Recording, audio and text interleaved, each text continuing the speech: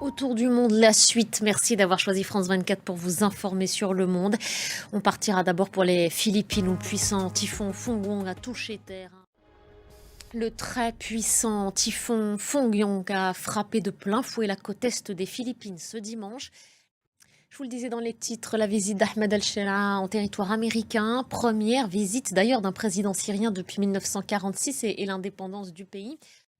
Ce tour du monde nous conduit maintenant en Irak. Le pays se prépare à des élections législatives. Elles se tiendront mardi prochain. 329 postes de députés sont à pourvoir. Les électeurs vont devoir donc départager plus de 7700 candidats.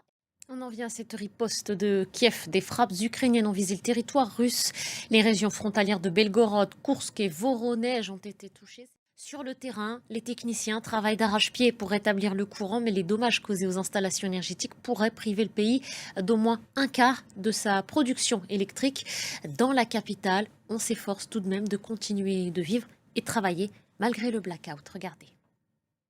La France maintenant, nous sommes à quelques jours des commémorations du 10e anniversaire des attentats du 13 novembre. Et pour ne pas oublier et rendre hommage aux disparus, l'Association française des victimes du terrorisme organise 2 événements, notamment.